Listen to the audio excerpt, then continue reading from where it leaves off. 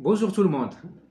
En pleine saison touristique, aujourd'hui, on va voir comment le Maroc aspire à être parmi les top 20 des destinations touristiques à l'échelle mondiale. Restez sur place.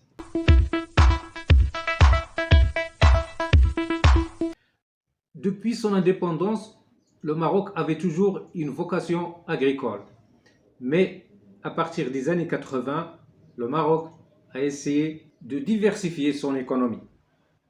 Et le tourisme devient l'un des secteurs auxquels l'État accorde une grande importance, que ce soit du point de vue infrastructure ou du point de vue formation professionnelle, à travers la création des écoles hôtelières, des centres de formation liés au domaine, et notamment la création de l'Institut supérieur international du tourisme de Tanger.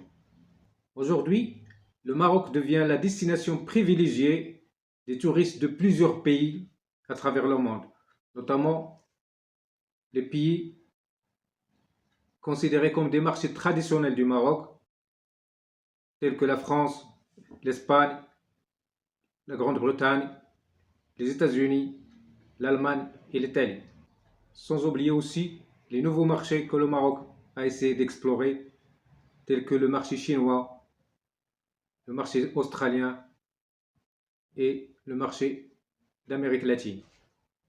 Alors, quels sont les atouts qui ont fait du Maroc un pays à vocation touristique et qui aspire à être parmi les top 20 des destinations touristiques à l'échelle mondiale?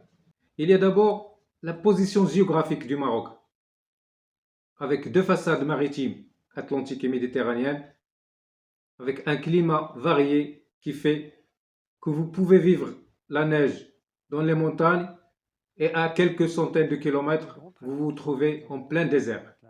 Il y a aussi et surtout la diversité culturelle spécifique et unique qui traduit le mixage de la culture amazigh, africaine, arabo-musulmane et méditerranéenne.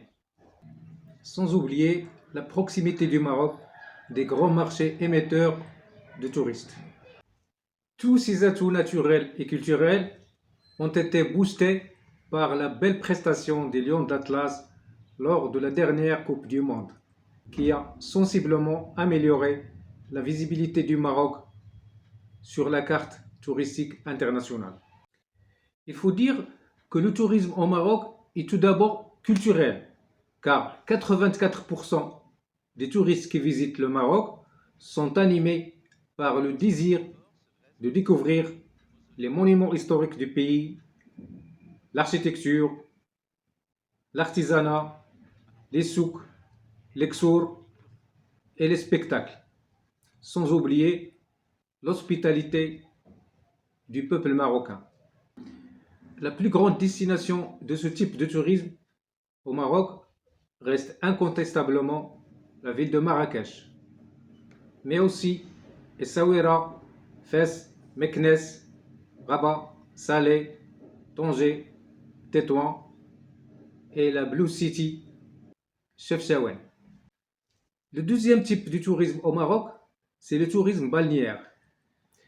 Avec ses deux façades maritimes, méditerranéenne et atlantique, le Maroc reçoit des millions de touristes animés par le désir de bronzage à la plage au bord de la mer ou à la piscine, dans des hôtels ou dans des clubs, ou à des loisirs liés à des activités sportives telles que le surf, le kayak et la plongée dans les profondeurs. La ville qui s'est distinguée dans ce type de tourisme est celle d'Agadir, qui est caractérisée par une moyenne d'ensoleillement de 300 jours par an et qui reçoit des visiteurs de différentes nationalités, notamment des Allemands, des Scandinaves et dernièrement des Russes.